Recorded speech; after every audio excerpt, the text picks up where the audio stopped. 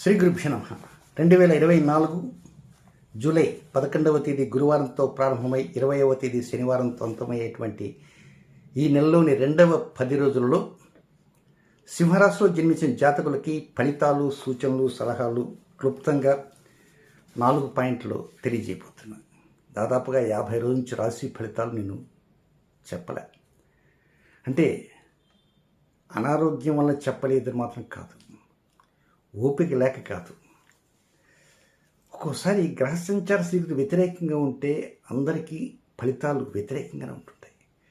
అలాంటి సమయాల్లో ఇలాంటి ఫలితాలు చెప్తే కొంతమంది నొచ్చుకుంటారు. ఈ రోజుల్లో నువ్వు ఇంద్రుడు అవుతావు, చంద్రుడు అవుతావు, బ్రహ్మాండ ఉద్యోగం వస్తుంది, వ్యాపార బ్రహ్మాండం ఉంటుంది, వివాహం అవుతుంది, సంతానం కలుగుతుంది, లాటరీ టికెట్ దొరుకుతుంది, ఇలా చెప్తే అబ్బా అనుకుంటారు. అది జరగాలి కదా. కనుక ఒక్కోసారి ఇలాగా ఉన్న సమయంలో చెప్పలేక కొంచెం మదన పడుతూ దాటవేసే దూరంలో కూడా ఉన్నాను. నేను ఒకవేళ రాశి ఫలితాలు చెప్తే నాకు డబ్బులు వస్తాయి యూట్యూబ్ నుంచి, కానీ డబ్బులు కూడా పోగొట్టుకున్నా కదా. అంటే నాకేం డబ్బులు ఎక్కువ ఉండి కాదుండే సుమా, ఎందుకో మనసు కొంచెం అంగీకరించలేదు. కానీ దాదాపుగా 7,75,000 సబ్స్క్రైబర్స్ ఉన్నారు. అనేక మంది పుంఖానుగా కాల్స్ చేస్తున్న కారణంగా ఇంకా తప్పని పరిస్థితులు కూడా చెప్తున్నాను. ఇకపోతే శని వక్రగమనం మీకు కరెక్ట్గా మీ రాశి నుంచి 7వ రాశిలో శని వక్రంగా సంచారం చేస్తున్నాడు.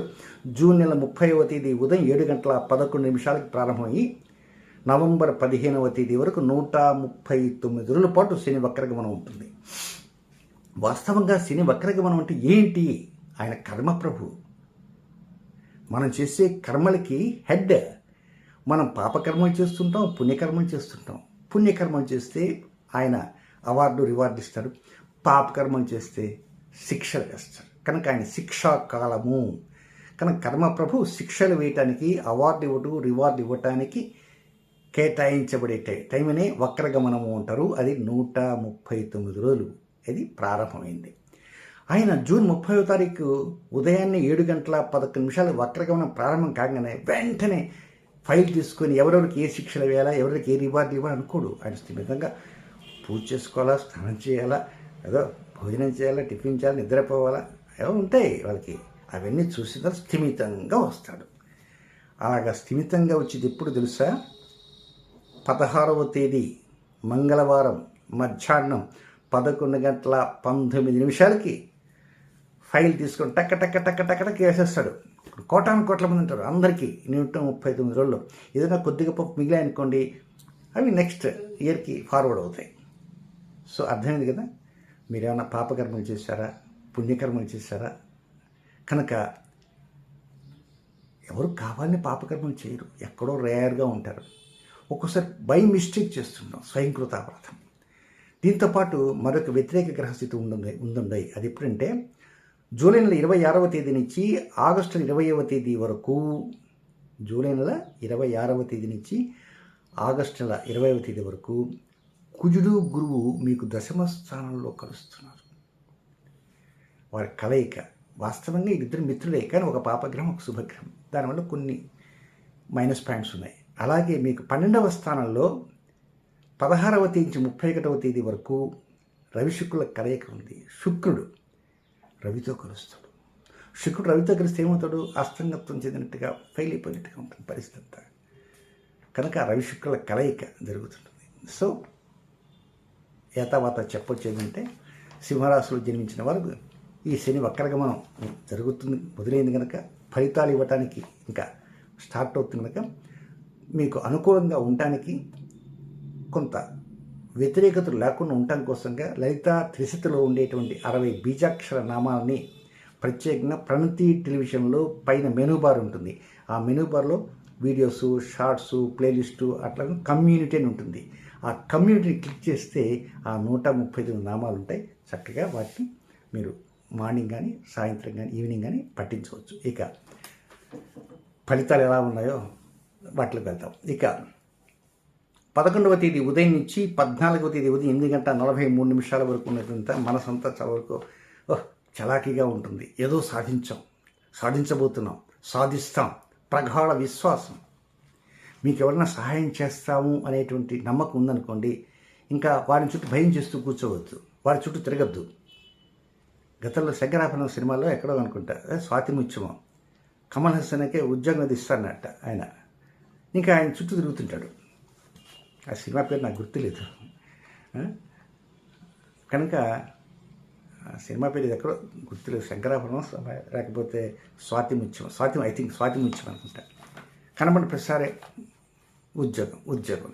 అలాగే మీకు ఎవరైతే పై అధికారులు కావచ్చు, మీకు సహాయ చేసి అందించేవారు కావచ్చు, వారి చుట్టూ భయం చేస్తూ కూర్చోవద్దు.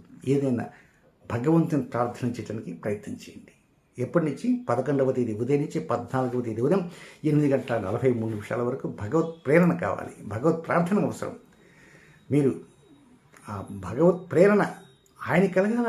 భగవంతుడి ప్రేరణ కలిగితేనే మనకు అనుకూలం వస్తుంది. కాబట్టి ఆ భగవత్ సిద్ధి కోసంగా మీకు నచ్చినటువంటి ఇష్టదేవాన్ని ప్రార్థన చేయండి. అనవసరంగా వ్యతిరేకతలుగా తెచ్చుకునే విధంగా మాట్లాడదు. బట్ మానసిక శాంతి కలుగుతుంది, శారీరక శాంతి కలుగుతుంది, ఫిజికల్ అండ్ మెంటల్లీ రిలీఫ్ కనబడేటువంటి అవకాశాలంటూ వస్తాయి ఈ 2-3 రోజుల్లో. ఇక నెక్స్ట్ 2వ పాయింట్కి వెళ్తే 14వ తేదీ ఉదయం 8:43 నుంచి 16వ తేదీ రాత్రి 7:58 వరకు ఉండే సమయం మాత్రం అది నోటి నుంచి మాట్లాడే ప్రతి మాట, పెదవినిచ్చి వచ్చే ప్రతి మాట చాలా జాగ్రత్తగా ఉండాలి. ఆవేశాలతో మాట్లాడకూడదు. పొరపాటుగా ఎదుటివారిని ఉద్దేశించి విషపూరితంగా మాట్లాడే వాళ్ళు ఉంటారు. కొంతమంది వారు ఎదుటివారిని ఉద్దేశించి మాట్లాడాలని ఉద్దేశంతో పక్క వారితో మాట్లాడతారు. ఇవి అట్టించ ట్రాన్స్ఫర్ అయిపోతాయి. ఆ తర్వాత మనకు సమస్యలు వస్తాయి. కనుక వీలైనంతవరకు వాక్స్థానాన్ని అదుపులో ఉంచుకోవాల్సిన అవసరం ఎంతైనా ఉంది. అలాగే కంటి విషయంలో కూడా ఏదైనా పొరపాటున ఏదైనా కంట్లో ఏదైనా పడిందనుకోండి, రుద్దుతుంటారు. కొంచెం అప్పుడు డాక్టర్ దగ్గర వెళ్ళాల్సినటువంటి అవసరం కూడా ఉందని కూడా తెలుసుకోవాలి. నెక్స్ట్ ఆవేశంగా మాట్లాడకూడదు, కలహాలకు వెళ్ళకూడదు. కుటుంబ విషయాలు జాగ్రత్త ఉండాలి, ధన విషయాలు జాగ్రత్త ఉండాలి. ఏదైనా అన్నింట అప్రమత్తత అనేది అవసరము.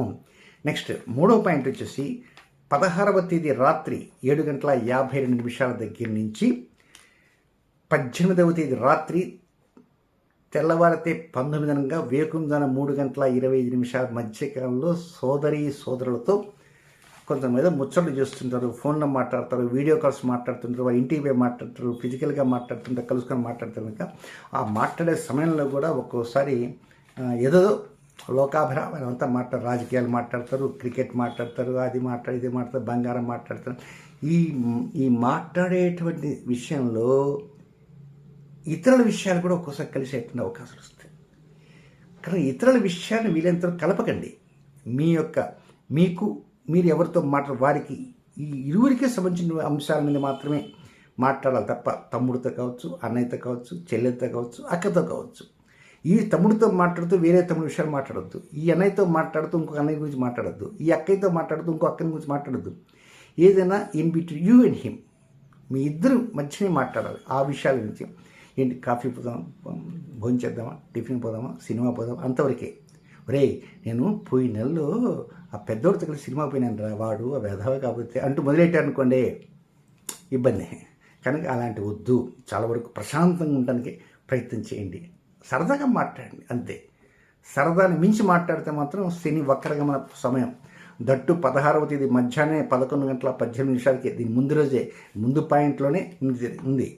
కనుక టేక్ కేర్. ఇక 4వ పాయింట్ 18వ తేదీ రాత్రి తెల్లవారితే 19 అంటే 19వ తేదీ ఫుల్ డే, 25వ తేదీ ఫుల్ డే, ఈ 2 రోజులు కలిపి మీరు ఉద్యోగంలో కావచ్చు, వ్యాపారంలో కావచ్చు, వ్యవహారాల్లో కావచ్చు, ఆరోగ్య విషయంలో కావచ్చు, గృహ విషయంలో కావచ్చు, అద్దె ఇంట్లో కావచ్చు, వాహన విషయంలో కావచ్చు, తల్లి విషయంలో కావచ్చు, పై అధికారులు కావచ్చు, దిగువ అధికారులు కావచ్చు, సహ ఉద్యోగులు కావచ్చు, ఎవరైనా కావచ్చు, వ్యాపార భాగస్వాములు కావచ్చు, వాళ్ళతో కొంచెం పేచీలు పడకుండా ఉండాలి. ఎక్కడైనా చిన్నపాటి లోపం ఉందంటే వెంటనే ఫైర్ కావద్దు, గమనించండి. నమ్మక ద్రోహాలు జరిగేటువంటి అవకాశాలు ఉన్నాయి. తొందరపడి రాజీనామాలు ఇద్దాము, అది ఇద్దాం, ఇది ఇద్దాం అనేటువంటి రీతికి మాత్రం వెళ్ళవద్దు. ఏదైనా కొంచెం ఆలోచన చేయండి, దీర్ఘాలోచన చేయాలి అంతే తప్ప సడన్గా నిర్ణయం తీసుకొని దానికి సడన్గానే ఫైల్ క్లోజ్ చేద్దామని ఆలోచనతో వద్దు. మీరు నిజంగానే మంచి పై అధికారులు అనుకోండి, ఒక ఫైలే వస్తుంది, ఆ ఫైల్ చూడంగానే గబగబా చూసి వెంటనే సంతకం చేయొద్దు, ఏదో తిరగాల్సి ఉంటుంది. ఒక్కోసారి నమ్మక ద్రోహాలు జరుగుతుంటాయి. మిమ్మల్ని ఇరికించాలని ఉద్దేశంతో కూడా ఫైల్ మీ దగ్గర రావచ్చుగా, వై నాట్? కనుక కొంచెం జాగ్రత్తగా ఉండడానికి ప్రయత్నం చేయండి. ముఖ్యంగా శని వక్రగమనం ప్రారంభమవుతుంది. జూలై 16 నుంచి రవి శుక్రుల కలయిక కూడా ప్రారంభమైంది. ఇక జూలై 26వ తేదీ నుంచి ఆయన కుజుగురులు కలుస్తారు. సో నవంబర్ 15 దాకా ఉంటుంటాయి. కనుక ఈచ్ అండ్ ఎవ్రీ ఆస్పెక్ట్లో జాగ్రత్తలు తీసుకోవడానికి ప్రయత్నం చేయండి. శని వక్రగమన ప్రభావం మీ మీద ఉండకుండా మీ ఇష్టదైవాన్ని ప్రార్థన చేసుకుని ఉండడానికి ప్రయత్నం చేయండి. ఇకపోతే ఈ సమయాలు కాకుండా మరొక 2 సమయాలు చెప్తారు. ఆ 2 సమయాలు అన్ఫేవరబుల్ టైమింగ్స్. అవి మీకు అనుకూల సమయాలు కావు. అది ఎప్పుడంటే, ఒకటి 13వ తేదీ మధ్యాహ్నం 3:05 నుంచి 14వ తేదీ వేకుంజామున, అంటే తెల్లవారితే 14వ తేదీ అనుకోండి. 13 మధ్యాహ్నం 3:05 నుంచి 14వ తేదీ ఉదయం దాకా ఇది అన్ఫేవరబుల్ టైం, విసర్జనీయ సమయం. ఆ టైంలో రొటీన్ కార్యక్రమాలు ఏదైనా ఉంటే కొద్దిగా గొప్ప చేసుకోండి. ఇంపార్టెంట్ మ్యాటర్స్ జోలికి మాత్రం వెళ్ళవద్దు. సెకండ్ 17వ తేదీ, ఆ రోజే తొలి ఏకాదశి. ఆ రోజు ఉదయం 8:54 నుంచి 17 రాత్రి 9:02 వరకు ఆయన శని వక్రగమనం ప్రారంభమైంది కదా. ఎప్పుడు జూన్ 30వ తారీఖు. మరి ఆయన ఫైల్ తీసుకొని పేజీలు తిప్పుతుంటాడు. ఎప్పుడు 16వ తేదీ మధ్యాహ్నం 11:19 రెండవ రోజు 17వ తేదీ. కనుక ఏమో 17వ తేదీ ఆ ఫైల్ పేపర్లో మీ పేరు ఉండొచ్చు. కనుక వీలైనంతవరకు 17వ తేదీ వ్యతిరేక సమయం అయినప్పటికీ కూడా మీరు వీలైనంతవరకు భక్తి విశ్వాసాలతో భగవంతుని ప్రార్థన చేసి మీకు మంచి కలగాలని ఆ భగవంతుని కోరుకోండి. మీకు ఎవరన్నా మంచి చేయాలని చేసేవారు ఉంటే వారితో చక్కగా మాట్లాడడానికి ప్రయత్నం చేయండి. శుభం.